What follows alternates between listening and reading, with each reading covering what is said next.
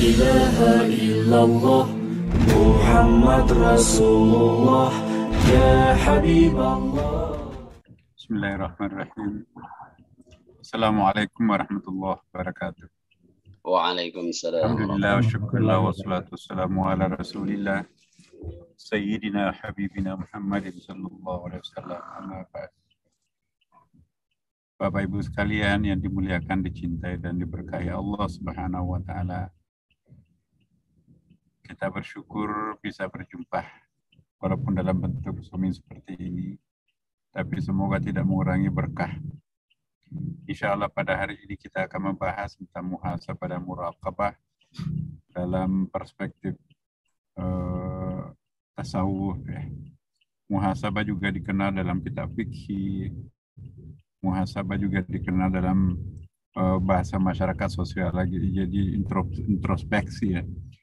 Jadi itu juga muhasabah. Tapi sesungguhnya kajian muhasabah kita ini mungkin lebih dalam daripada kajian sosiologi dan fikih, tapi kita di sini akan mencoba untuk melakukan muhasabah dalam perspektif yang lebih bersifat spiritual, nurani sebetulnya. Muhasabah itu dari akar kata hasabah yahsibu hisaban, artinya hitung-hitungan. Jadi ilmu hisab artinya ilmu hitungan. Muhasabah artinya menghitung-hitung.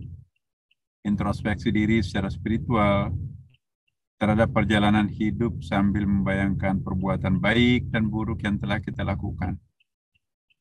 Jadi bukan hanya membayangkan perbuatan baik kita di masa lampau, tetapi yang paling penting perjalanan hati nurani kita, perjalanan spiritual kita selama ini seperti apa. Nah itulah kita sesungguhnya bisa mendeteksi apakah diri kita itu penghuni surga atau penghuni neraka, Bapak Ibu sekalian. Kita tahu alamat kita itu seperti apa. Jadi kalau kita merasa tenang, bahagia, damai, otomatis itu selalu kita menghindari larangan dan selalu melakukan kegiatan-kegiatan baik, mengikuti perintah, maka insya Allah sebetulnya kita itu sudah masuk jalur surga itulah. Jalur surga, jalur neraka dalam hidup ini sudah jelas. Ya, di dalam Al-Quran dan hadis juga sudah jelas itu ya. Ya. Al-halalu bayyinun wal haramu bayyinun. Yang halal itu jelas kok, yang haram itu juga jelas. Nah, siapa yang menempuh perjalanan halal tentu muaranya adalah surga. Siapa yang menempuh perjalanan haram, muaranya adalah neraka. Siapa yang menempuh jalan abal-abalnya, ya itu juga riskan. Nah, kita pada umumnya penempuh jalur abal-abal nih. Saya tidak ingin mengatakan jalur iblis, bukan jalur malaikat, tapi kita hari ini, hari Minggu mungkin banyak menempuh jalur iblis. Malam Jumat, hari Jumat menempuh jalur malaikat. Jadi itulah pemandangan hidup kita. Nah, kalau setiap hari, setiap minggu, setiap tahun kita mencoba mengevaluasi perjalanan hidup kita, maka sesungguhnya kita mungkin juga sudah bisa merekapitulasi sendiri. Kayaknya ini lebih banyak dosa daripada kebaikan. Ada sih kebaikan yang kita lakukan, tapi kurang-kurang ikhlasnya, riaknya dominan. Ada bantuan, tetapi mikir-mikirnya lebih banyak. Ya, ada ibadah, tetapi keterpaksaannya lebih dominan, bukan karena cintanya kepada Allah. Ya. Ada larangan yang kita tidak lakukan, itu lebih merupakan karena kita takut. Ya, kita takut istri atau suami, kita takut dilihat orang, bukan karena takut kepada Allah, bukan karena takut melakukan perbuatan itu sendiri. Jadi ini juga kita bisa pahami. Apakah apa yang menyebabkan kita menghindari kebatilan itu? Ya karena terpaksa, karena takut, karena nggak ada uang, karena ya jadi orang tidak melakukan kejahatan, orang tidak melakukan maksiat itu bukan karena tidak takut kepada Allah, ya, akan tetapi karena mereka seperti ya terpaksa aja tidak bisa melakukan itu karena mereka tidak ada kesempatan, tidak ada dana dan takut, bukan karena Allah Subhanahu wa taala. Ya, jadi inilah yang perlu kita ingat. Nah, kemudian perlu kita juga melanjutkan bahwa memusatkan perhatian kepada Allah Subhanahu wa taala sambil membayangkan kehinaan diri kita di dalam kebesarannya. Jadi muhasabah itu merendahkan diri kita,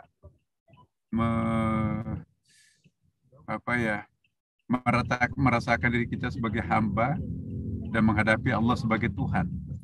Jadi Allah Tuhan, kita sebagai manusia hamba. Jadi Allah dan hamba itu jauh. Karena itu tidak ada kesetaraan kita dengan Allah Subhanahu wa taala. Nah, ini perlu kita camkan dalam hati, ya. Ujung perjalanan hidup kita itu seperti apa tidak bisa kita pastikan, ya. Hanya kita bisa merasa-rasa kayaknya saya melakukan kebaikan karena ada maunya, saya tidak melakukan kejahatan karena nggak ada peluang. Nah,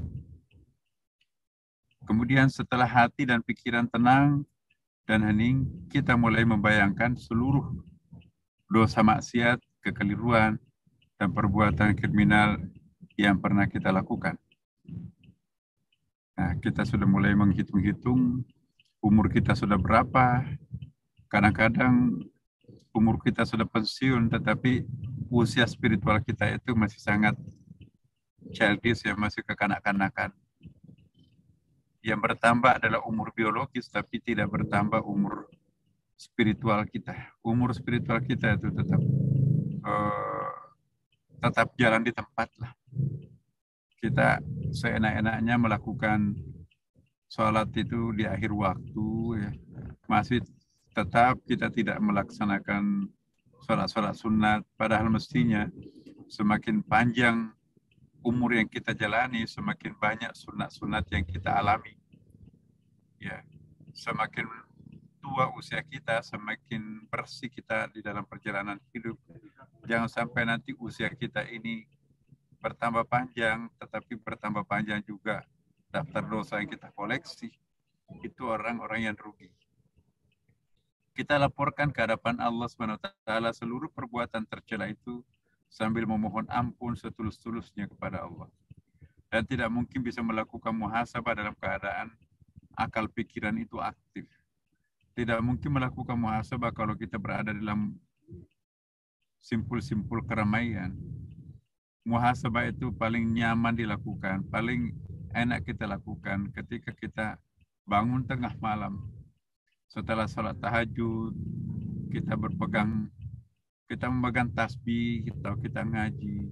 Sesekali kita sujud, ya. Di dalam sujud itu kita mengevaluasi diri.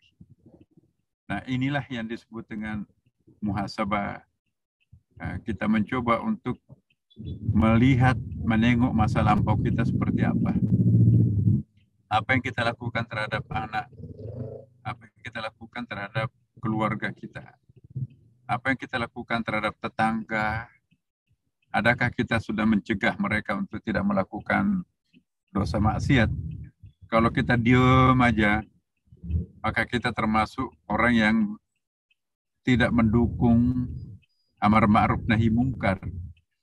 Kalau kita mendiamkan kebatilan, nah, kita tidak boleh pasif menjadi seorang hamba, harus aktif melakukan kebaikan dan juga aktif untuk mengajak orang meninggalkan kebatilan itu. Sebab kalau kita tidak memperhatikan ini, kita nanti akan termasuk kategori orang-orang yang menoleransi perbuatan itu. Ungkapan rasa penyesalan itu di dalam sujud sambil kita berikrar di depan Allah Subhanahu wa taala untuk tidak akan pernah mengulangi perbuatan itu. Jadi kita mencoba untuk berikrar di hadapan Allah, ya Allah, tutuplah pintu-pintu kejahatan buat aku. Sudah terlalu banyak dosa yang kami lakukan, sudah terlalu banyak kejahatan yang kami lakukan, bahkan sudah terlalu banyak larangan-larangan yang kami lakukan. Sementara perbuatan-perbuatan baik yang kami lakukan itu masih sangat-sangat sedikit. Jadi tidak cukup memadai untuk menyelamatkan kami di perjalanan ke akhirat kami. Tidak cukup amal kami menyelamatkan kami dari api neraka. Jadi itu muncul dalam benak kita pada setiap hari, pada setiap saat kita melakukan muhasabah.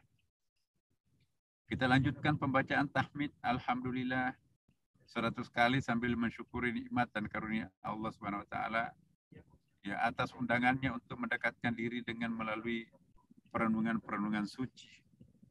Jadi kita pegang tasbih, ya Allah saya bersyukur Engkau masih mengingatkan kami untuk mengingat dirimu.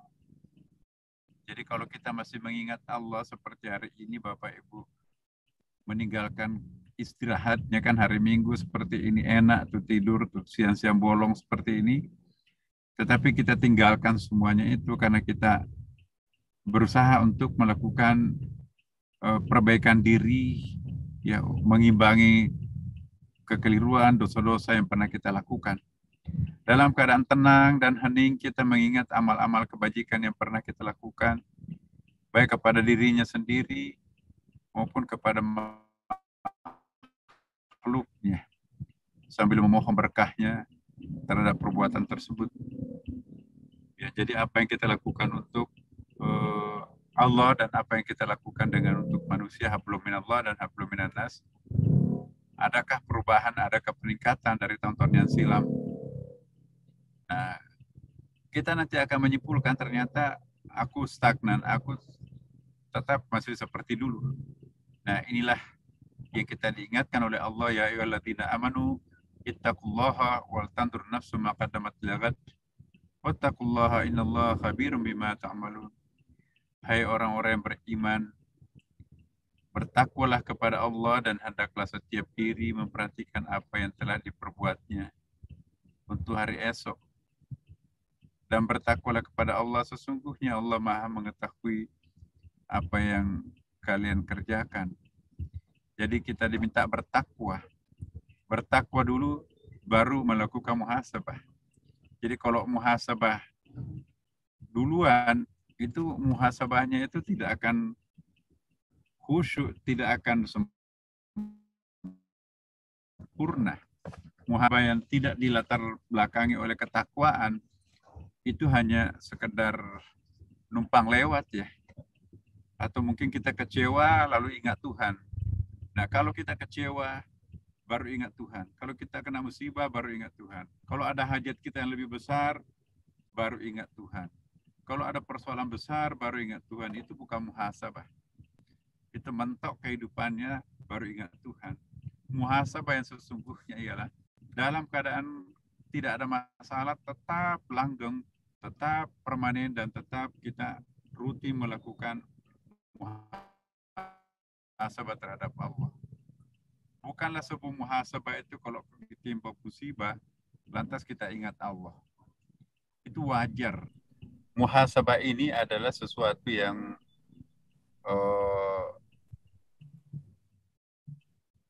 muncul dari dalam, bukan faktor dari luar. Ya. Ya. Apa yang dimaksud muncul dari dalam, Bapak Ibu? Kalau muhasabah itu dilakukan munculnya dari luar, misalnya ada musibah, baru kita ingat Allah, itu faktor eksternal. Itu faktor eksternal. Tapi kalau musibah itu muncul dari dalam keadaan senang pun dia muhasabah. Dalam keadaan biasa-biasa pun juga dia ingat Allah. Apalagi kalau di dalam keadaan kecewa. Tetapi sebetulnya kalau orang yang suka melakukan muhasabah, Bapak Ibu, justru itu kekecewaan itu hampir tidak pernah terjadi.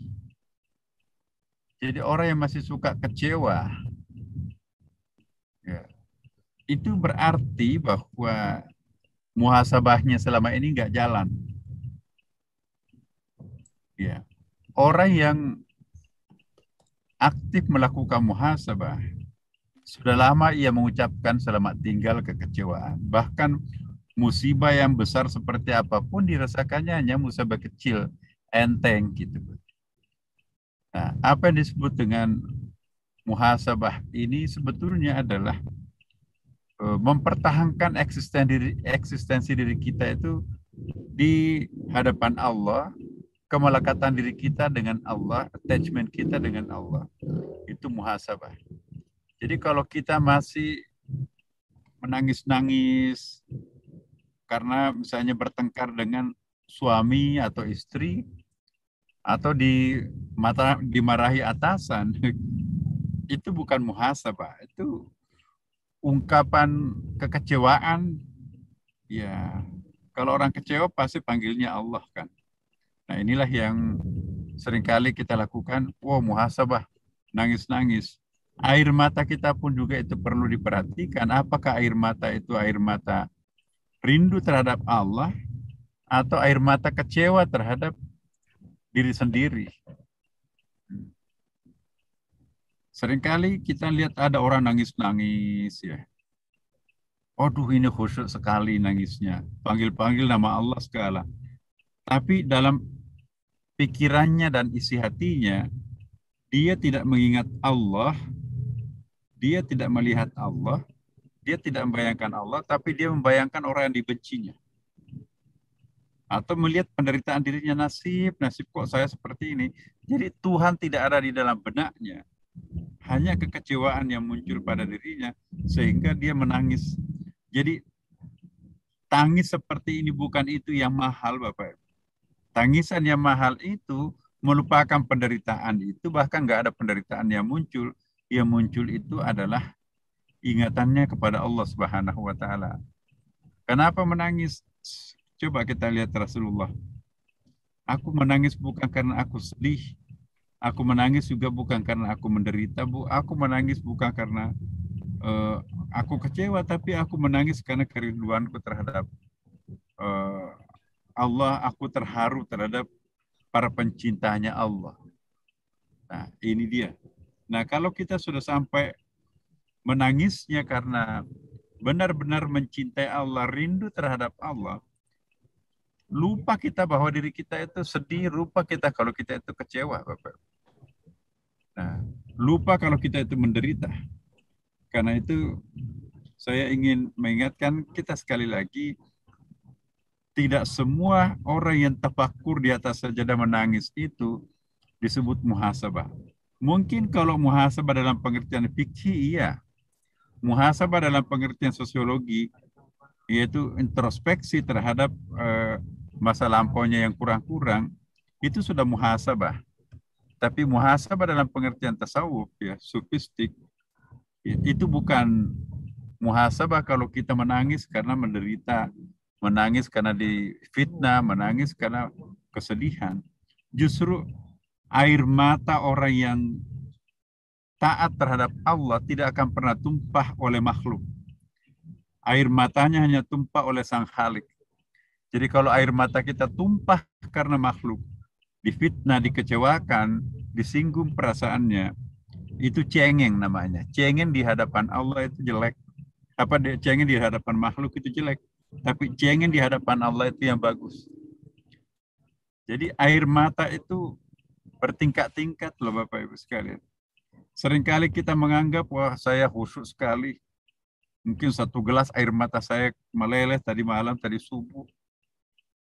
Tapi apa yang membuat air mata itu meleleh? Apakah itu karena rindu terhadap Allah atau karena disakiti hatinya oleh orang-orang tertentu? Nah, air mata yang tumpah karena makhluk itu bukan air muhasabah, Bapak Ibu. Saya ulangi. Air mata yang keluar karena makhluk, orang, ya, atau penderitaan, bukan karena Allah, maka itu bukan muhasabah. Muhasabah sesungguhnya ialah air mata yang keluar karena Allah Subhanahu wa Ta'ala. Ini yang kita clearkan hari ini. Nah, sekarang tinggal kita melihat diri kita, apakah selama ini kita muhasabah atau merenungi nasib aja. Nah, sekarang muhasabah yang kita akan cari pada hari ini ialah muhasabah yang menyerahkan diri ini sepenuhnya kepada Allah. Kita muhasabah bukan karena ada penderitaan yang disebabkan oleh makhluk. Bukan kita melakukan perenungan karena kita ingin ada hajat kita yang sangat besar, ingin jodoh atau ingin sukses. Lalu kita hadir di hadapan Allah. Itu sangat biasa. Itu bukan air mata, itu bukan muhasabah sebetulnya. Jadi perenungan yang dilakukan karena ada kepentingan lain atau ada sebab lain selain Allah, maka itu bukan muhasabah. Nah, kalau ingin merasakan nikmatnya muhasabah, lakukanlah segalanya karena Allah. Maka insya Allah itulah hakikat muhasabah. Makanya itu orang yang bisa melakukan hal ini, ya takwa dulu. Kalau nggak ada ketakwaan, muhasabahnya gagal. Ya. Orang muhasabah itu kalau ada penderitaannya, ada kekecewaannya. Tapi kalau orang yang melakukan muhasabah dalam keadaan senang, dalam keadaan riang, itulah hakikat muhasabah. Subhanallah. Nah, jadi Bapak Ibu sekalian, kita bisa melihat perkembangan diri kita sendiri. Apakah selama ini benar-benar kita muhasabah karena Allah, ya dirasakan sendiri. Justru orang yang merindukan muhasabah, dia dalam keadaan awal bulan berurusan gajian tuh. Ya, kita pergi ke masjid, misalnya kita ke Istiqlal malam Jumatan, yuk. Ada pembacaan rawih, berjanji mengingat Allah di situ, kita dituntun atau ke masjid-masjid tertentu atau ke masjid kita, Masjid Al-Hidayah. Antara maghrib dan isya kita sama-sama ngaji di situ. Ya, perbanyak salat, kita melakukan salat-salat sunat, termasuk salat sunat tasbih misalnya. Tidak ada sesuatu yang mendesak kita, nggak ada hajat besar, tidak ada problem besar, tapi kita menyerahkan diri kita kepada Allah, itulah muhasabah yang sejati.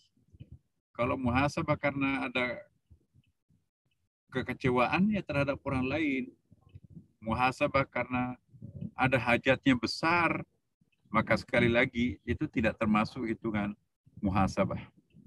Kita lihat ungkapan pujian-pujian kita kepada Allah Subhanahu wa taala dalam sujud syukur sambil mengungkapkan perasaan cinta dan rindu kita yang amat mendalam kepada Allah. Jadi ungkapan rasa rindu kepada Allah itulah muhasabah. Ikrarkan di dalam hati untuk selalu mencintainya, dan dialah segala-galanya bagi kita. Tidak ada curahan hati lebih agung selainnya. Orang yang dekat dengan Allah, dia lupa kalau dirinya itu menderita, dia juga lupa kalau dirinya itu bahagia. Ya. Kalau orang sadar dirinya sedang bahagia, anaknya sukses, uangnya banyak, rumahnya bagus, semua urusannya beres, bahagia. Itu belum tentu bahagia, Bapak Ibu. Bahagia yang sejati itu ketika jiwa ini, hati ini ridha terhadap Allah Subhanahu wa taala. Selama kita masih merasakan diri kita tuh bahagia. Aku bahagia. Aku sedih. Berarti manusia tuh. Nah, puncak kebahagiaan itu, kalau orang itu sebetulnya dia nggak sadar kalau dirinya bahagia. Dia nggak sadar kalau dirinya itu menderita. Ya. Ini agak-agak sulit nih. Selama kita masih sadar kalau diri kita itu sedih, menderita, atau sebaliknya selama kita itu merasa plong, alhamdulillah nggak ada masalah buat aku syukur kepada Allah, aku menikmati segala macam makanan enak dan seterusnya, aku bahagia. Itu bukan bahagia. Yang bahagia seperti ini bukan itu tujuan hidup kita, Bapak Ibu sekalian. Puncak kebahagiaan yang dituju ialah kerinduan kita terhadap Allah, rasa terharu kita kepada Allah. Nah, kalau sudah seperti ini jadinya Bapak Ibu sekalian, maka itulah sebetulnya puncak pencarian seseorang. Nah, kita seringkali, alhamdulillah, aku bahagia. Bukan bahagia Bapak Ibu. Itu enak. Gitu. Lain bahagia, lain enak. Kalau bahagia itu nggak pernah bersedih. Kalau kita masih suka sedih, sedikit-sedikit tersinggung, sedikit-sedikit marah, sedikit-sedikit kecewa, itu pertanda kita masih labil. Orang yang labil suka ketawa, tapi tidak lama nangis. Orang yang labil tidak lama sedih, bahagia. Jadi tanda tangan sangat mood. Kalau lagi mood, damai, bahagia, baik. Tapi kalau lagi nggak mood, marah. Itu bukan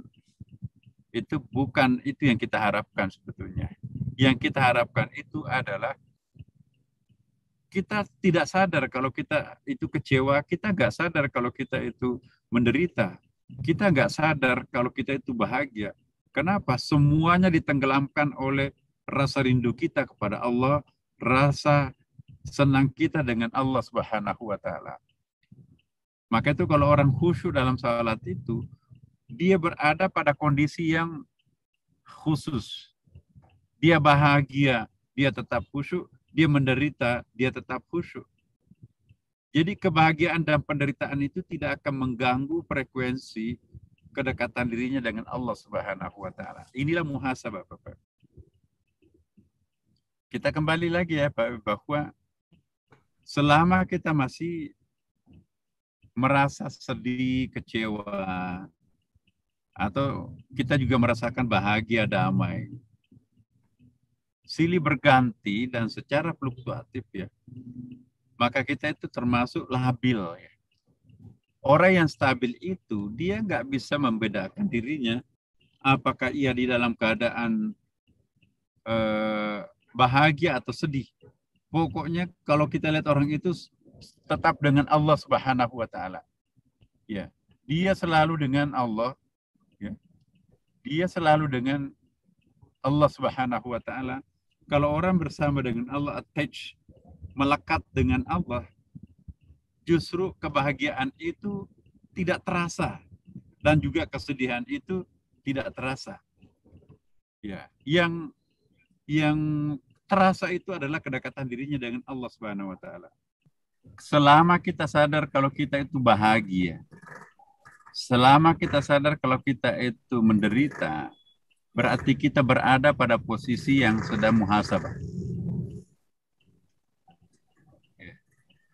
Yang selama ini kita lakukan, alhamdulillah, aku senang, aku bahagia. Padahal kebahagiaan yang dirasakan itu adalah semu. Kebahagiaan itu sesaat. Bukan itu kebahagiaan itu yang kita inginkan. Selama orang itu sadar kalau dirinya bahagia, dan selama orang itu sadar kalau dirinya bersedih, maka sesungguhnya orang itu, dia masih berada dalam posisi labil secara spiritual.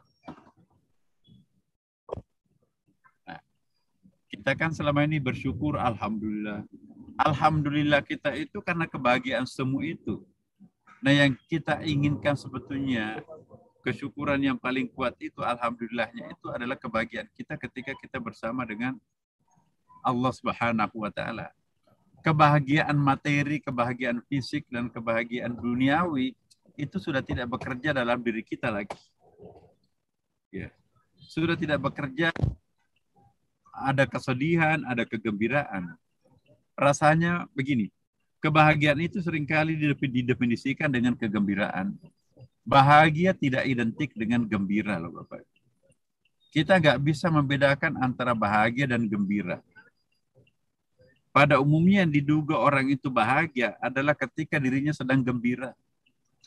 Padahal kegembiraan itu belum tentu itu kebahagiaan.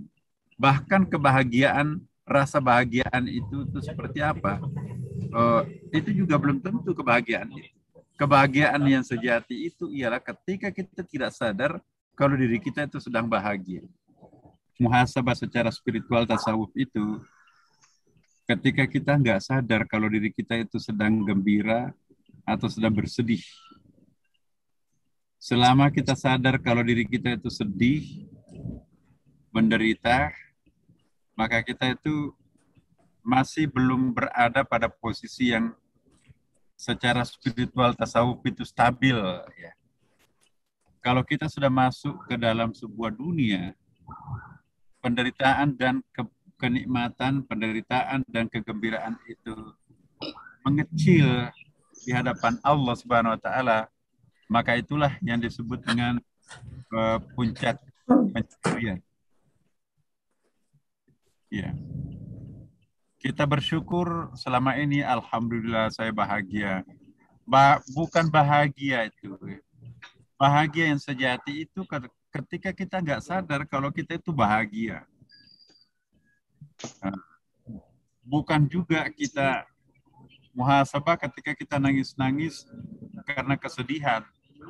Itu bukan muhasabah. Akan tetapi muhasabah yang sejati itu ialah lupa kalau kita diri kita itu sedih atau bahagia.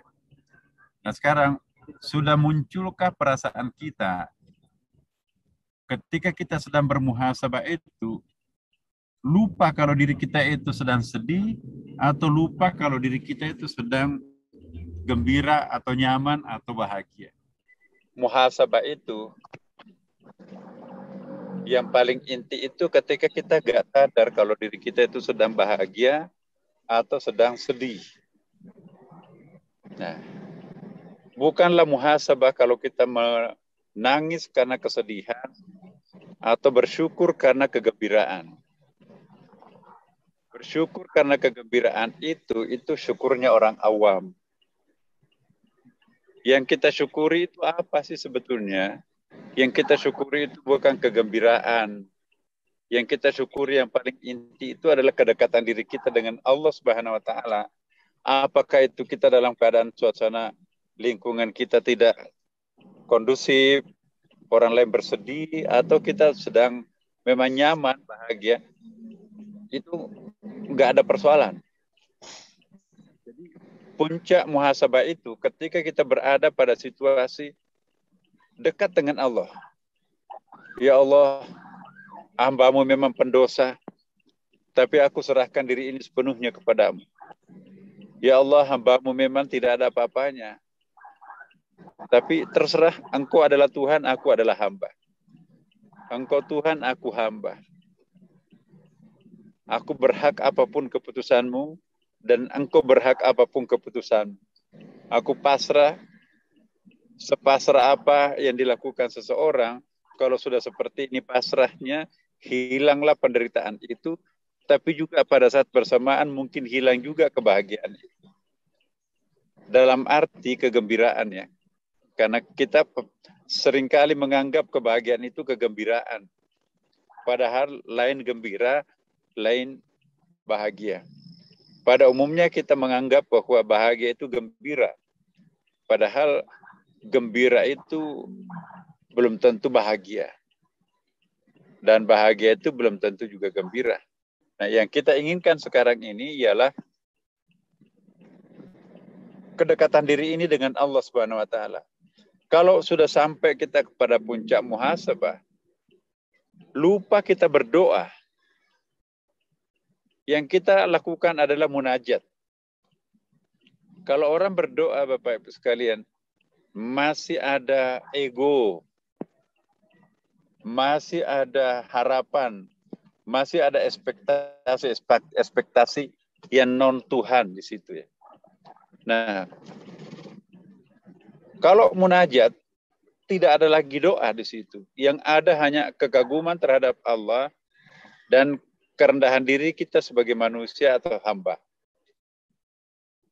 Lalu kita pasrah sepasrah-pasrahnya diri ini kepada Allah Subhanahu wa taala. Nah, inilah yang disebut dengan munajat.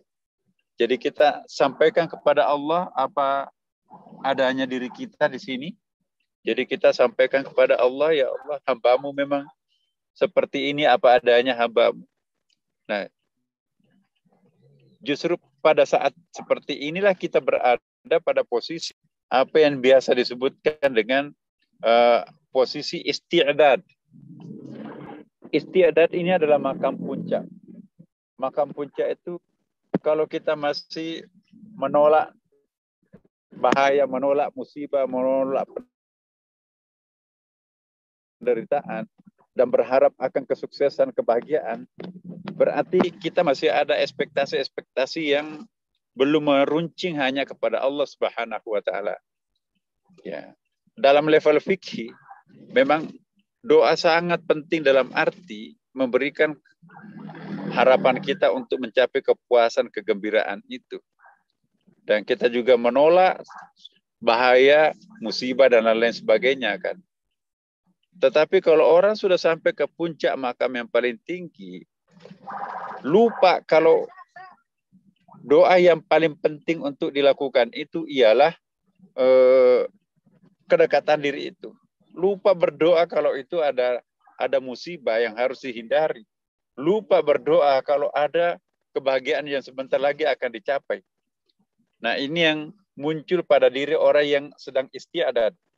Jadi istiadat itu berada pada situasi rohani yang benar-benar hanya kepada Allah. Akan tetapi Bapak Ibu sekalian, ini ada akan tetapinya. Justru ketika orang sedang berada di puncak penyerahan diri seperti ini, dia tidak perlu proaktif berdoa. Tapi Allah Maha tahu apa yang sedang diperlukan hambanya. Saya ulangi. Orang yang sudah sampai ke tingkat isti'adad,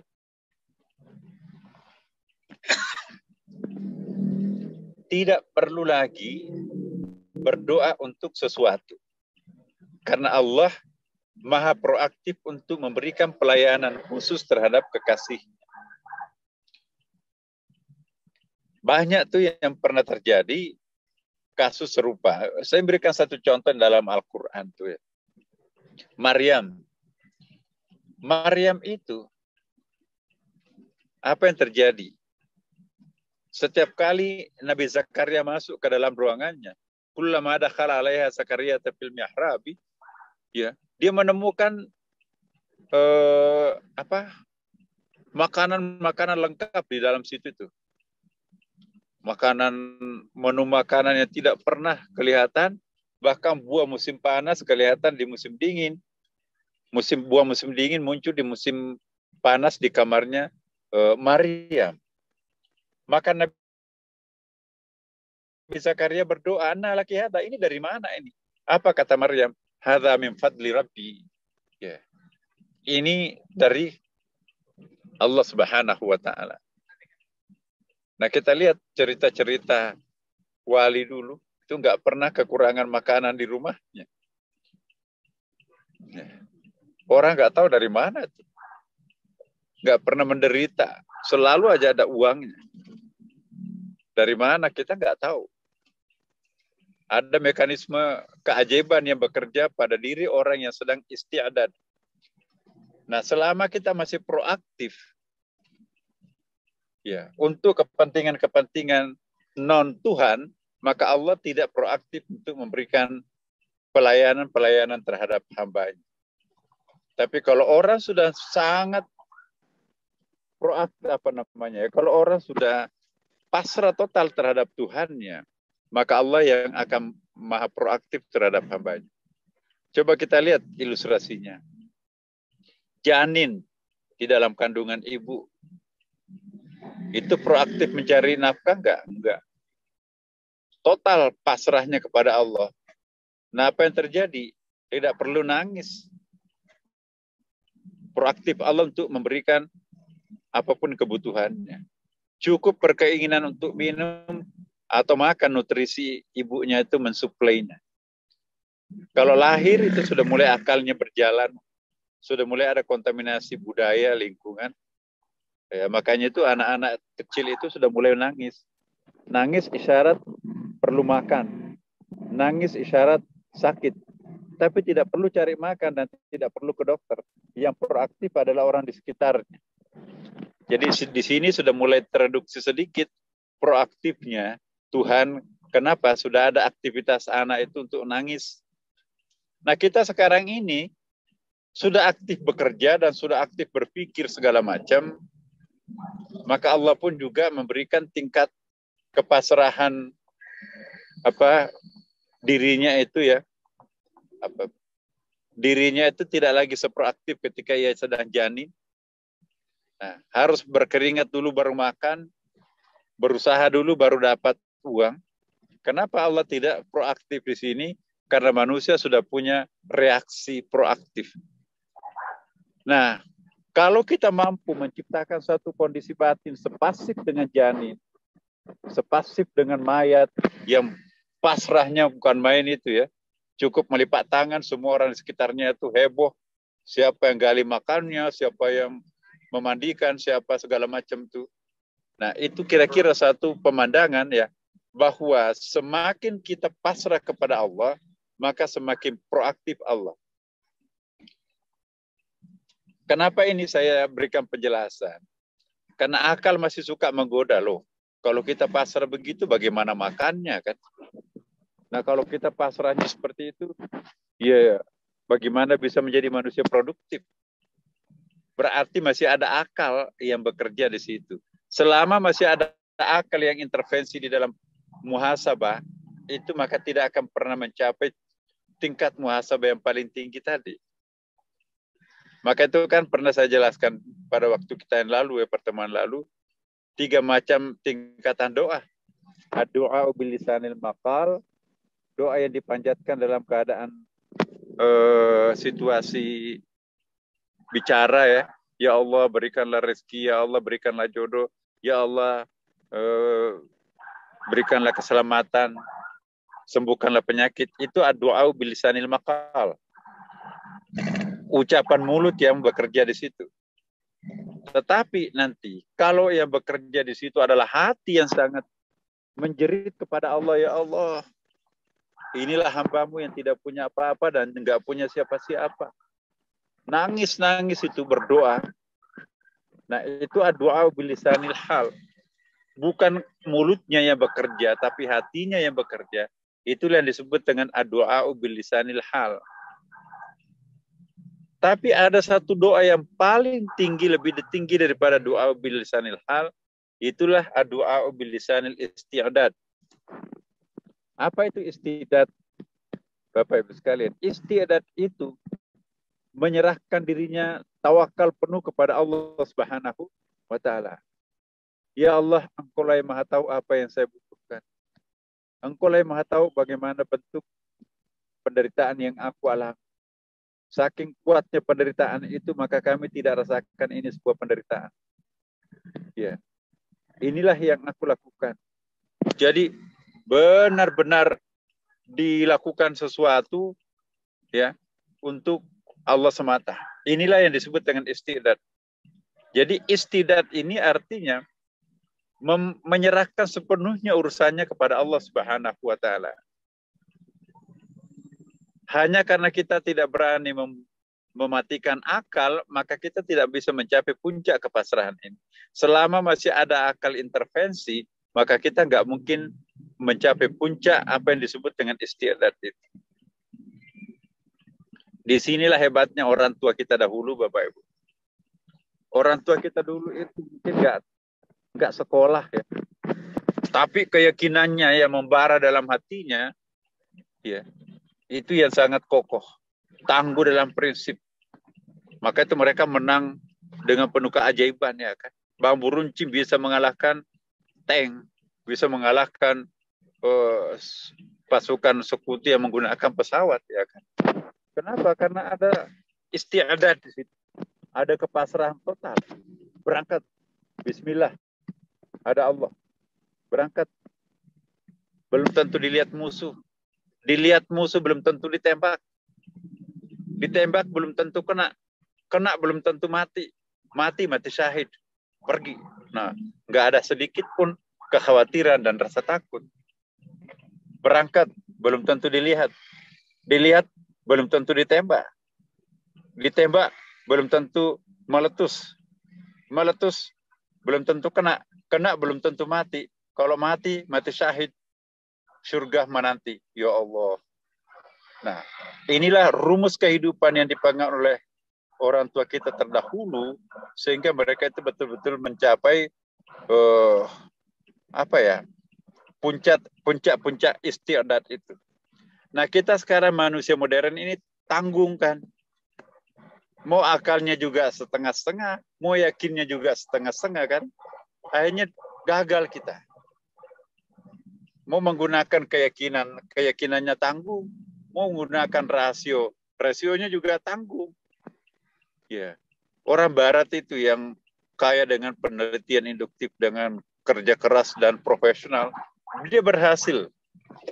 Nah, kita kan setengah-setengah. Karena ada juga keyakinan yang kita akan andalkan. Tapi keyakinannya juga setengah-setengah, nggak bisa seperti orang tua kita dahulu. Maka kita itu menjadi manusia tanggung. Tanggung karena keyakinannya tidak memuncak, rasionya juga tidak memuncak. In between, kita berada di antaranya. Maka sesungguhnya kehidupan yang tanggung itu, bahasa lainnya adalah musyrik. Makanya Allah SWT tidak memberikan tempat yang layak bagi orang musyrik. Apa yang dimaksud musyrik dalam bahasa tasawuf? Musyrik itu ialah ketika membiarkan dirinya berada in between, berada dalam situasi tanggung. Ya. Mau akal enggak juga, mau keyakinan enggak juga. Semuanya serba tanggung. Ya, jadinya pelim-pelang. Iya enggak, ragu. Itu namanya asyak. Asyak itu ragu bimbang. Lawannya asyak itu adalah yakin. Ya. Nah, kalau orang yakin nggak ada keraguan. Tapi kalau orang ragu itu asyak. Ya. Mendua itu syirik. Nah, asyak dan asyirk ini dua sifat yang tidak disukai oleh agama kita. Ya. Jangan syirik dan jangan syak. Karena kalau menjadi manusia tanggung pasti nggak menjadi manusia produktif. Coba kita lihat. Tidak ada manusia produktif kalau berada dalam posisi tanggung. Justru yang produktif itu ialah mereka-mereka yang profesional, yang matang. Ya. Kembali lagi kepada muhasabah. Muhasabah yang dengan cara istiadat ini, kita bangun, mengambil air wudhu, jam 3 atau setengah 3 subuh, bagus tuh, karena kalau sekarang kan subuhnya cepat ya. Nah, kita setengah 3 lah kalau waktu Jakarta. Ambil sholat tahajud, kemudian juga sholat witir, kemudian kita lanjutkan dengan muhasabah. Gak usah menyalakan lampu, biarin mati lampu. Kita kegelapan itu kan biasanya membuka mata batin kita kan. Kalau terang malah justru mata kepala yang melihat, mata batinnya yang tidak melihat. Ya, biarkan kita gelap supaya nanti ada keheningan. Justru keheningan itu yang akan melahirkan cahaya batin. Nah, setelah kita sampai di tingkat yang tadi itu, kita berada pada posisi pasrah. Nah, itulah besoknya kita akan merasakan ada sebuah energi, Bapak. Ada energi baru yang muncul di pagi hari, kita bangun lebih awal, tapi kok nggak terasa ngantuk. Coba Bapak Ibu yang suka sholat tahajud, yang langganan sholat tahajud, saya ingin tanya, ngantuk nggak di kantor? Nggak tuh. Tapi kalau tanggung, waduh, ini kan besok kerjaan ini, tapi harus saya sholat tahajud ini. Jadi sholatnya terpaksa. Bukan karena cinta, tapi itu sebuah keterpaksaan. Itu menyedot energi loh Bapak Ibu. Besoknya ngantuk benar tuh. Kenapa ngantuk? Karena tanggung. Segala sesuatu yang dilakukan dengan tanggung, itu ujung-ujungnya lelah, capek, ngantuk. Ya. Tapi segala sesuatu yang dilakukan dengan cinta, ikhlas, tulus, itulah nanti yang akan full power itu ya. Itulah nanti yang akan berada pada posisi yang menyenangkan. Nah, cobalah kalau salat tahajud kita dalam situasi batin yang ikhlas, enak tuh. Ya, tidak pernah lelah. Orang ikhlas itu nggak pernah kelelahan, Bapak. Kalau kita suka capek, itu pertanda kita nggak ikhlas. Tidak ada orang ikhlas itu capek. Kenapa? Cinta yang bekerja. Kalau terpaksa yang bekerja, apalagi akal yang ikut intervensi, aku kerja begini nggak ada honornya. Padahal aku 2 jam lembur ini, masa nggak dikasih honor? Udah lelah sampai di kantor itu. Sampai ke rumah pun juga marah-marah. Maki-maki bosnya. Tapi kalau kita anggap ini adalah wiridku, ini adalah pengabdianku kepada negara, kepada bangsa, ini adalah amal jariahku. Alhamdulillah, mudah-mudahan Allah nanti membalasnya. Itu sudah lain tuh. Selalu bersemangat, selalu awet muda, selalu segar, dan selalu tegar. Kenapa? Dia tidak pernah berada pada posisi tanggung. Orang yang ikhlas itu tidak tanggung hidupnya, tapi hakul yakin hidupnya. Nah, muhasabah, hari ini kita masuk muhasabahnya para sufi, bukan muhasabahnya fikih, Bapak Ibu. Kalau muhasabahnya fikih, ayo pakai kalkulator tuh kalau perlu. Kita berapa hari umurku, ya berapa amal-amal yang aku berikan sumbangan pada hari ini, sekian. Ya berapa dosa yang aku lakukan, sekian. Yaitu kalkulasi benar. Itu muhasabahnya fikih, muhasabah syariah. Tapi kalau muhasabah di tingkat puncak seperti ini, lewat itu hitung-hitungan kayak gituan itu. Pokoknya aku nggak peduli apakah itu surga, apakah aku neraka. Yang penting aku mau dekat denganmu ya Allah. Ya. Muhasabah itu artinya proses penyerahan diri sepenuhnya kepada Allah. Ujungnya muhasabah itu adalah apa yang disebut dengan taslim. Taslim itu di atasnya tawakal. Kalau tawakal itu masih ada akal, masih ada energi, masih ada otot ya. Tapi kalau sudah sampai ke tingkat taslim, otot sudah tidak bekerja, yang ada hanya batin. Itulah taslim. Nah, tawakalnya orang syariah bekerja sambil berdoa. Tapi tawakalnya para sufi, bekerjanya tidak dihubungkan dengan hasilnya. Ya. Kita kan menarget Tuhan. Ya Allah, aku sudah bekerja begini, hasilnya mana? Ya Allah, aku sudah berdoa, aku mau mencari hasilnya mana? Jadi nagih Tuhan, orang yang suka menagih Tuhan, itu bukan pekerjaannya orang tawakal. Itu bukan pekerjaannya orang taslim. Itu pekerjaannya orang awam. Orang yang suka nagih doa, orang yang suka nagih Tuhan, apalagi orang yang suka kecewa terhadap Tuhan, maka orang itu sesungguhnya masih berada dalam situasi yang sangat awam. Seolah-olah pekerjaan ibadahnya itu, ya seperti pedagang lah, aku sudah bayar kok, barangnya nggak dikasih. Nah, padahal hubungan kita itu bukan hubungan dagang dengan Tuhan kan, tapi hubungan hamba dengan Tuhan. Ya, kita sudah berusaha semaksimal mungkin, tapi jangan memaksakan kehendak kita. Aku pasti dapat. Nah, ini juga kekeliruan sebagai mubalik, kita menjanjikan sesuatu kepada jamaahnya. Kalau kamu begini, pasti kamu begini.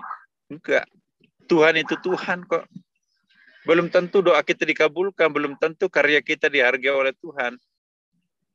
Bukan kita yang akan dikasih, anak kita nanti yang memerlukan itu. Tuhan mengatakan, "Hei, kalau saya berikan pemberian ini kepadamu, kamu hanya menjadikannya sebagai kebutuhan sekunder. Padahal kalau anakmu nanti inilah yang akan sangat membutuhkannya, ini kebutuhan primer untuk anak. Anak itu kan kesayangan kita. Nah, seandainya kita tahu apa yang akan diberikan Tuhan, maka kita tidak mungkin akan menagih Tuhan. Oke ya Allah, kalau memang itu kebutuhan sekunderku, berikanlah kebutuhan primernya anakku itu. Nah sekarang mari kita tanya Bapak Ibu. Kebahagiaan yang Bapak Ibu rasakan sekarang ini, apakah itu hasil doa Pernah nggak Bapak Ibu berdoa tinggal di Jakarta, yang lahir di desa di sini kayak saya ini? Nggak pernah saya bermimpi akan pindah ke Jakarta tuh. Tapi kok bisa seperti ini? Saya juga nggak pernah berdoa. Jangan-jangan apa yang kita nikmati sekarang ini, doa orang tua kita yang terpending. Doa orang tua kita yang tertunda. Nah, saya mohon betul, mari kita selalu mendoakan leluhur kita, Bapak Ibu Eyang kita. Sebab apa yang kita rasakan sekarang ini, sebagian besar itu adalah doanya para leluhur. Dia rela tidak menerima hasil doanya demi untuk kita semuanya. Makanya itu juga banyak sekali yang kita doakan sekarang, tapi Tuhan tidak penuhi doa kita. Anak kita, cucu kita nanti yang akan merasakannya. Tidak ada doa yang tersia-siakan oleh Allah. Hanya ada yang diberikan langsung oleh kita, ada yang diberikan kepada anak, ada yang diberikan kepada cucu. Banyak sekali yang kita rasakan sekarang ini tidak pernah kita doakan. Tapi kok kenapa muncul seperti ini? Itulah manifestasi doa orang tua yang dipending, ditunda. Ya, maka itu kita perlu saling menghormati, menghargai, sebab orang tua kita itu luar biasa. Bukan saja memberikan uang, tapi hasil doanya pun juga kita panen sekarang. Dia tidak rasakan, tapi kita merasakan sekarang. Nah, doa kita pun juga sekarang mungkin kita tidak alami, anak kita juga nanti yang akan merasakan. Jangan pernah malas berdoa. Orang yang malas berdoa berarti juga tidak bisa memberikan apa-apa terhadap generasinya akan datang. Wariskanlah doa kepada anak cucunya, supaya nanti akan menjadi anak-anak yang soleh atau saleh. Sebagai imbalan terhadap doa orang tua kita dulu yang kita rasakan sekarang. Siapa yang malas berdoa, berarti dia tidak punya ekspektasi untuk anak-anaknya di masa akan datang. Saya kira inilah Bapak Ibu sekalian, semoga ada manfaatnya. Apa arti muhasabah yang kita sampaikan pada hari ini. Mohon maaf, walaupun putus-putus, tetapi mudah-mudahan karunia Allah tidak putus-putus. Berkahnya tidak putus semuanya. Demikian. Assalamualaikum warahmatullahi wabarakatuh. La ilaha illallah Muhammad Rasulullah Ya Habib Allah.